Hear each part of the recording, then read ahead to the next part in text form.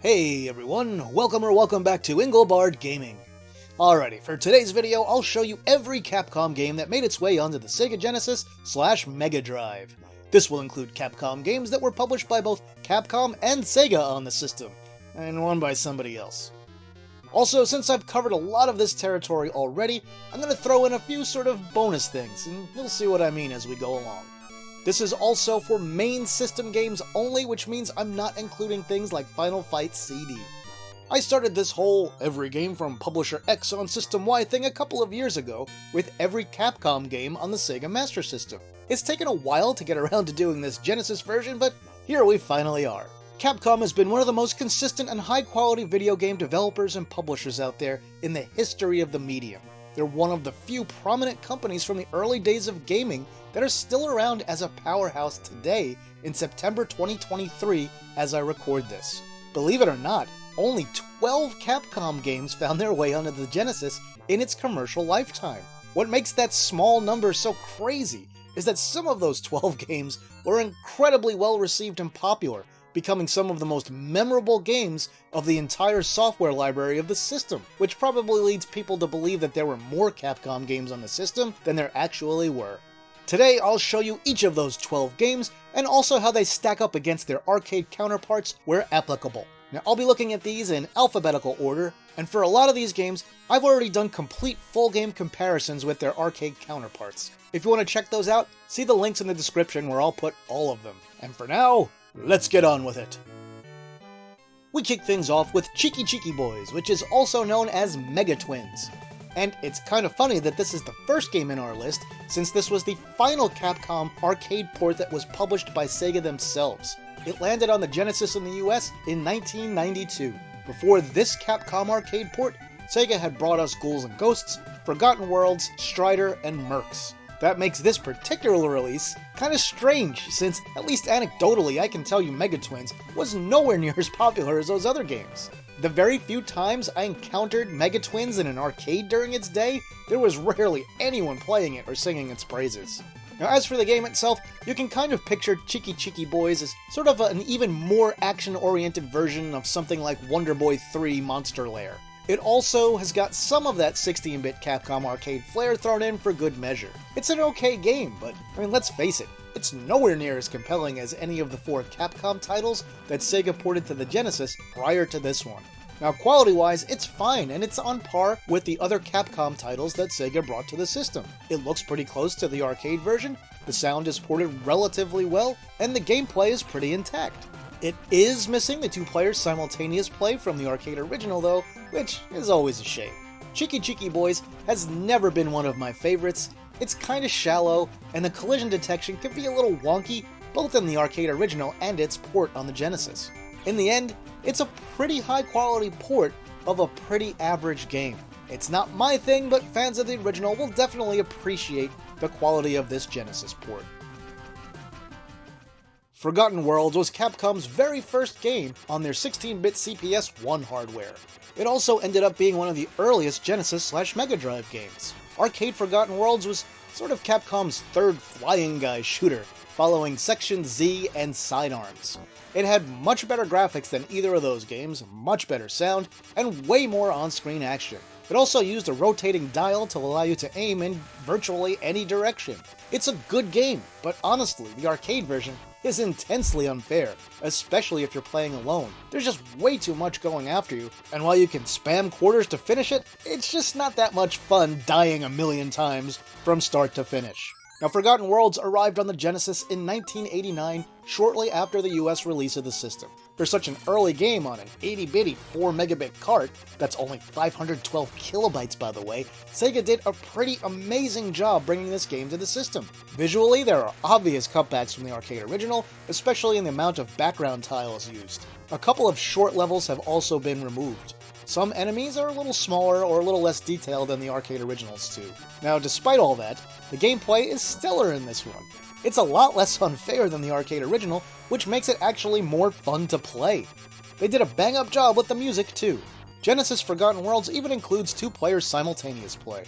One note if you decide to play the Genesis version on an emulator or even on real hardware, if you're using a 6-button controller, you have to put it in 3-button mode or the game won't work right. If you're wondering what exactly it does if you have a 6-button controller plugged in and start the game in 6-button mode, well, it just immediately goes to the game over screen, which I always found hilarious. Now, Forgotten Worlds is not as beloved as Ghouls and Ghosts or Strider, and frankly, it shouldn't be. Forgotten Worlds on the Genesis is a good, although cut-back port, of a good arcade title. It's fun whether you're playing alone or with a friend. If you've never experienced this one, you might find it a tad quaint in some ways today, but I still enjoy it every now and then. And when the urge strikes me to play Forgotten Worlds, well, the Genesis version is usually the one that I reach for.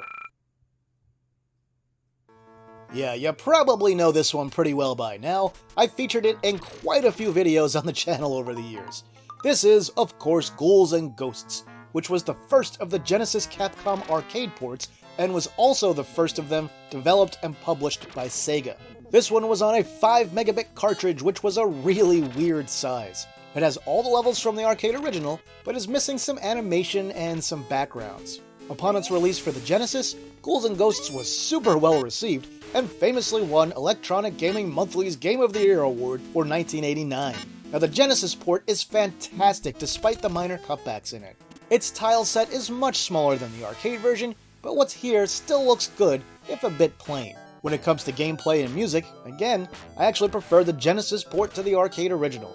It just feels a little better and the music is crisper and clearer. When it comes to early arcade ports, Ghouls and Ghosts on the Genesis was an early showpiece for the system to help illustrate just how much more powerful and arcade-like 16-bit home systems were than their 8-bit forebears. Okay, here's our first little bonus treat. Did you know that there's a fan working on a hack of the Genesis game that brings the graphics much more in line with the arcade original? It adds in a lot of the tiles and backgrounds and things that were cut from the original Sega port. This video is from Amaru's channel. Or Amaru, I don't know how to pronounce it, so if I'm getting it wrong, I'm sorry. But anyway, you can go to their channel to check it out. Now, work began on this about a year and a half ago, and I'll have a link to the channel in the description so you can look at all of those videos that have been published so far. Just please don't bug them about finishing this hack, alright? Just enjoy and appreciate what's there so far. Maybe it'll be finished someday, maybe it won't, but at least we can get a good look at what the Genesis was capable of from the work that's been completed up to this point. Next up, we've got Mega Man The Wily Wars. This one was kind of an odd release when it hit in 1995. In Japan, it was released on a cartridge like a normal game. But in the US, this was released as a Sega Channel exclusive. We never got a retail cartridge of this one here back when it was new. In modern times, meaning the 2020s, there have been a few new official releases, including an actual cartridge release, and there was even a slightly updated version included on the first Sega Genesis mini console. Now, Mega Man The Wily Wars includes updated and prettified versions of the first 3 Mega Man titles. Many compare the visual and audio tweaks to what Nintendo had done to the original NES Super Mario games that were later included in Super Mario All-Stars. So in Mega Man The Wily Wars, we have more color, parallax scrolling, redesigned sprites, FM synth music, and all the works. Aside from all that, there are even a few new levels after you fully complete all 3 Mega Man titles included in this one. I've already done full game comparison videos on Mega Man 1 and 2 on NES versus the Wily Wars versions, and called out a lot of issues in those videos. The developers changed up some gameplay elements, like limiting how fast Mega Man could shoot, adjusting Mega Man's height, which makes some jumps trickier, and this game sadly features a whole lot of slowdown. For a game that came along so late in the Genesis' lifespan, there was really no excuse for the slowdown, especially considering that these games were all ports of 8-bit NES titles that rarely had any slowdown at all. Now, the development of the Wily Wars was famously troubled, and it was supposed to have been released much earlier than it was. Now, in the end, all of this still doesn't mean that Mega Man The Wily Wars is a disaster or anything. The updated graphics and sound are pretty nice in most areas. Most of the gameplay is intact. If you're willing to put up with some of the gameplay tweaks that have been made, and, well, frankly, copious amounts of slowdown, you can definitely still have fun with this one. It just isn't the absolute slam dunk that it should have been. Alright, we'll have special treat number 2 in just a second here, but first up, this is Mercs. The Genesis version was developed and published by Sega, hitting the system in the US in 1991. It was honestly a smidge disappointing compared to earlier Sega ports like Ghouls and Ghosts and Strider, since the graphics seemed to be cut back a little more in this title compared to those earlier Sega Capcom ports. Also, the arcade version supported up to 3 players at once, while the Genesis game is a single-player only affair. Bummer. Yeah, those things stung a bit. If you watch my full-length comparison of the arcade and Genesis versions, you can see just how severe some of the graphical downgrades actually were. However, there was a reason that the graphics were so cut back in this game. Sega decided to include a whole brand new second game on the cartridge. If you select Original Mode, you basically get sort of a sequel to Mercs right on the same cartridge. Let's check that out briefly. I've got to say, this was a huge surprise when I got this game. I don't think any magazines I'd seen had talked about this original mode prior to the game's release. You get all entirely new levels, brand new gameplay elements, new playable characters, and even new weapons. There are new enemies, new bosses, and new music too. Original mode changes things up by giving you just one weapon. As you go along, other fighters will join you and each of them has their own weapon type. And you can switch between any of these characters on the fly at any time, unless they're dead, and then you can revive them with some stuff we'll talk about later. Each character's weapon and speed can be powered up, and they can pick up some items to give them special effects. Throughout each level, you'll collect medals, which, as it turns out, are currency in original mode. And what good would currency be without a place to spend it? You'll find shops where you can buy health, items, information, and power-ups. Also, this is where you can buy stuff to revive fallen characters. There's even at least one secret shop in the game, if not more than that. Yes, original mode here is quite a bit different than the standard arcade mode, despite sharing some of the same overall engine and gameplay feel. There's more of an exploratory vibe to this mode, where you'll want to examine every nook and cranny to see if there are hidden items, medals, a shop, or something else of interest to find before you move on. This differentiation from the flat-out action of the arcade mode really helps make original mode worth playing, and it should have really been more of a selling point, frankly. 2 games for the price of 1! Why weren't they trumpeting that from the mountaintops? If you like arcade Mercs and even Genesis Mercs and have never tried out original mode, go ahead and do that. It's fun in its own right, and it's an interesting take on how to do something different with a somewhat similar gameplay formula. Having said that, I do enjoy the arcade mode more than original mode, but original mode is still good, and it's a pretty awesome bonus to have bundled with that arcade port on the same cartridge. In 1994, Capcom published a port of their arcade game Saturday Night Slam Masters for the Sega Genesis. Slam Masters was Capcom's big wrestling series, but personally, I've got to say I was never really a huge fan. The controls are vastly simplified from stuff like Street Fighter 2, and the arenas just all look way too similar to each other. I also find the gameplay a little bare bones and lacking the technique that makes learning and mastering fighting games fun. And I know this isn't a quote-unquote fighting game, but really, when you get down to it, it still kinda is. The Genesis version of Slam Masters is visually pretty significantly downgraded from the arcade game. Characters are a lot smaller, there's a lot less color, and the effects and animation of the arenas are also noticeably reduced. The Genesis version is missing the 4-player Battle Royale mode from the arcade game, but does add a new and exclusive deathmatch mode, and even makes some characters playable in the standard one-on-one matches that were not playable in those in other versions of Slam Masters, so at least it's got a little something that helps it stand out a bit. As far as gameplay here goes, the Genesis port is pretty intact and mostly feels similar enough to the arcade original, I guess. The problem is, much like the arcade version, I just don't find it all that much fun to actually play.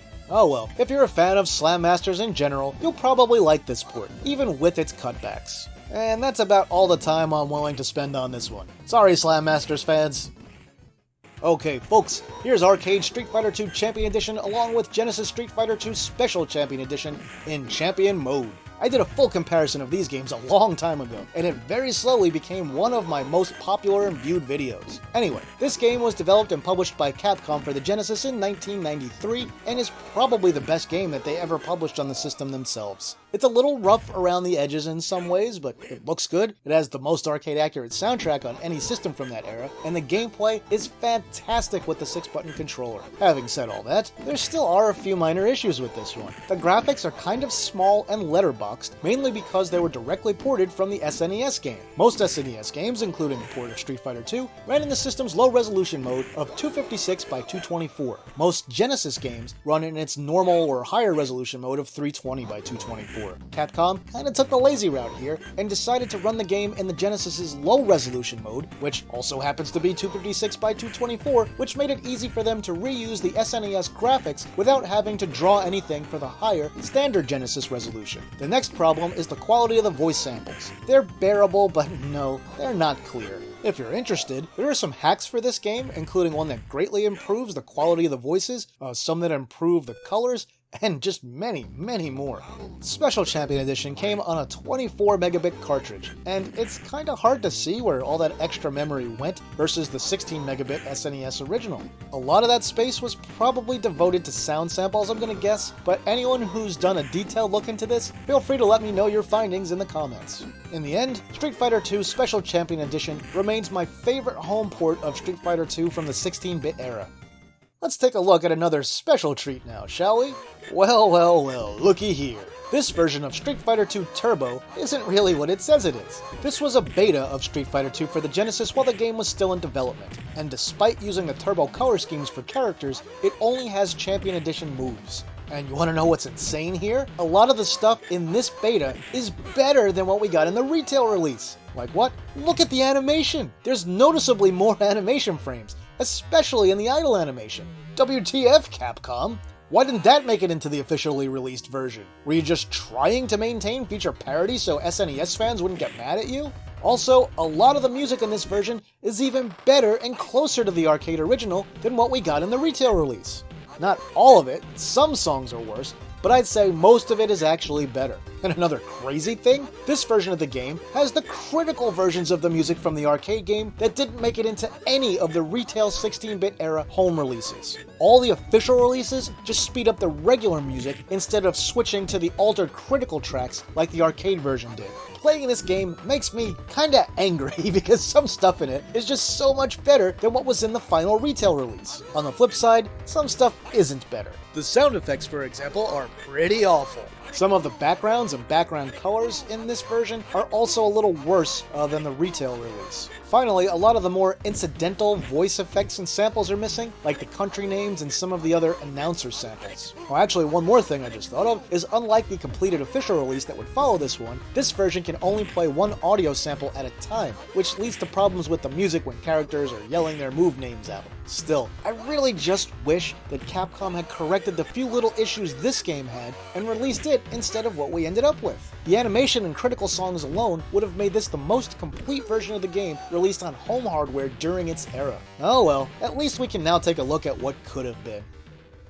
Next up, we've got Strider. Now, Sega had in 1989 released Ghouls and Ghosts, which won 1989's EGM Game of the Year award, like I said earlier. Sega would repeat that feat with Strider in 1990, winning EGM's Game of the Year award again for this amazing port for the Genesis. Strider is an incredible game that I still play a lot all these years later. It's full of crazy, fast action, insane set pieces, and frankly is just awesome in about every way. For some reason, there's been a big push in the gaming media and through some notable retro gaming influencers on places like YouTube to minimize this game and pretend like it's terrible, and I just don't get it. Strider was a complete blast to play when it was new. There was absolutely nothing else like it, and frankly, to this day, I say it stands tall as an absolute classic. The Genesis port of Strider was just a masterclass in how to port a state-of-the-art arcade game right. It's not perfect, no port in this era ever really was, but Strider is just so close and so well done. Because of resolution differences, the graphics had to be redrawn, and Strider Hiryu himself got a total makeover in the Genesis port, looking a lot less cartoony and skewing a little more towards realism. A lot of his poses and animation frames were cleaned up to look a little less awkward than some of the ones in the arcade original too. The music and sound are very well done in the Genesis version too, often surpassing the arcade original in clarity and quality. The only real downside to Strider is that it's really short with just 5 levels. Man, what a set of 5 levels they are. What other game from back then could possibly give you the intense rush of running down the side of that mountain at the end of the second stage, huh? I say none. I really can't say enough great things about Strider. This is a true classic that should be experienced by anyone that even remotely enjoys 2D action games. Play it. Ooh boy, we have a problem here. I've talked about this game and other versions of it in other videos, known as Strider 2 in some parts of the world, and Journey into Darkness, Strider Returns in others. One fact always remains about this game. It's total and utter garbage. This one was developed by Teartex, notorious purveyors of digital shit, and guess what? It's digital shit. Bet you didn't see that one coming, did ya? Capcom had nothing to do with this game other than for some reason licensing the character to US Gold, who farmed development out to Teartex to make something original. This game plays nothing like the first Strider. There are no crazy action set pieces. Instead, we get a generic Euro platformer where you sometimes climb on walls or across ceilings. There's not a shred of originality in this game, and the levels are dull, drab affairs that offer absolutely nothing of interest. To make matters worse, this game runs in an almost constant state of slowdown. I mean, it begins almost right after you press the start button. It's pathetic. And not helping anything is the incredibly boring and forgettable music. I can appreciate they tried to add a little something into the mix with some projectile weapons and the extra orb things you collect and deploy during boss fights and stuff, but those minor additions to the gameplay are lost with just how badly everything else is executed here. You'll get hit by missiles that zoom in from off-screen, fall into pits when it isn't obvious that there are pits there, and you have to slow crawl up or down certain walls to navigate very stupidly designed maps. And there's a lot of backtracking if you screw up and fall someplace. The only positive thing I can say about this game is that it has some really clear voice samples, but that's it. As awesome as the original Strider was, this one is equivalently as terrible, capturing none of the magic from the original Strider. In fact, Strider 2 probably sullied the franchise so badly that it ended up getting abandoned for years, and when a real sequel finally did hit, there wasn't a whole lot of interest in it. Was it worth it for that little bit of extra cash you got licensing this one out to US Gold, Capcom? I wish I could say we'll never speak of this game again, but I have a feeling some version of it will make its way into complete trash sooner or later. Moving right along, here's Super Street Fighter 2. Capcom published Super Street Fighter 2 for the Genesis in 1994. It's famous for being the one and only 40 megabit Genesis cartridge made during the system's commercial lifetime. That's a whopping 5 megabytes. That's larger than a lot of big 16-bit arcade games, and it's a full megabyte larger than the SNES version of Super Street Fighter 2. And you know what? Despite that, this one is a giant disappointment. The game looks and sounds worse than the earlier release of Street Fighter 2 Special Champion Edition. The characters themselves look a smidge better, but the backgrounds look a lot worse. Like most of the color had just been sucked right out of them. The voices and sound effects are a lot better in this one than Special Champion Edition, but the music? Let me try to keep it together while I explain how the music in this game is total trash. It sounds worse than almost any other official version of Street Fighter 2 running on even 8-bit portable hardware. Why Capcom thought this music was acceptable, I'll never understand. But let's get specific. So what happened with the music? Why is it so bad? Well, Capcom decided not to use sound samples for any of the music. So that means all the percussion is weak FM generated stuff instead of recorded samples from real instruments. They also knew the music sucked, so they tremendously lowered the volume of it so you can barely hear it most of the time. Instrument choices are just bad. The quality of the synth instruments is so low and so terrible, and it just sounds nothing like the arcade original. I mean, you can check out some versions of these songs that people have redone on their own that run on real Genesis hardware, and those versions of the songs sound dramatically better than what Capcom crapped out into this game. Now, the gameplay itself is at least fine, so you can absolutely still have fun with this one. It's just probably the worst way to play the original release of Super Street Fighter 2 on pretty much any major platform. Next up, we've got something from Capcom that isn't an arcade port or a remake. This Mickey Mouse game, The Great Circus Mystery starring Mickey and Minnie Mouse, was apparently developed alongside the SNES version of the same title. When it comes to Mickey Mouse games, there are 3 that I think really stand tall above the others: Castle of Illusion, World of Illusion, and Mickey Mania. The Great Circus Mystery from Capcom, which hit the Genesis in 1994, is not as compelling as those games, but it's still pretty good. In this one, Mickey gets different outfits that give him unique powers. You can also play with 2 players simultaneously. One player will control Mickey and the other Minnie. You can also choose to play as Minnie in the single-player mode if you want. Now the levels are pretty colorful and generally well designed as you'd expect from most Capcom titles. But overall, it just, I don't know, it feels like it's missing something, like something is holding it back from greatness. Like several Mickey Mouse games, this one isn't especially long, but at least the outfits with their unique abilities give this one a little bit of a twist compared to some other Mickey games. The music in this one is pretty decent too. The one thing that I really don't like so much about it is a lot of the boss fights they seem to take way too many hits to kill, and they're not fun, they just drag on for too long. I mean, it's not enough to ruin the game, but it definitely slows the pace and makes it less fun than I feel like it should have been. When all is said and done though, I'd say The Great Circus Mystery starring Mickey and Minnie Mouse is still worth playing if you've never tried it out before. So go ahead, give it a shot. Well folks, this is it, our final game in the video. Here we have The Punisher, which also happens to be the last game that Capcom published on the Sega Genesis. It was developed by Sculptured Software, and I've gotta say, this one really suffers from pretty severe visual cutbacks. The characters are much smaller than the arcade game, have a lot less animation, colors are obviously reduced, and everything just feels lesser. Now, I know there probably aren't many others who feel this way, but I just don't think Capcom made a single great scrolling beat-em-up after the original arcade Final Fight. Games like this, Captain Commando, and King of Dragons and all that stuff just lacked the appeal of that game or its compelling gameplay. And I feel that even the arcade Punisher suffers from that same problem. Now, as a port to the Sega Genesis, the Punisher here is middling. Several things have been removed, including enemy types, there are fewer enemies on screen, the music is just okay, and frankly, it just isn't all that much fun to play. I mean, it feels like the arcade version for the most part, and does retain its 2-player simultaneous gameplay, so if you're a big fan of the arcade game, you probably would have enjoyed this well enough when it hit the system in 1995, especially since there were no other home ports of this game at that time. In the end though, I just don't like this game. I don't like the Punisher either in the arcade or on the Genesis. It's drab, it's dull, the gameplay mechanics are just kinda blah, and there's no universe that exists in which I'd rather play the Punisher than say Streets of Rage 2. Now for Genesis Punisher, it's just sad that Streets of Rage 2, which came out years earlier, is so vastly superior to it, and you might not even realize at first glance that these two games even run on the same hardware.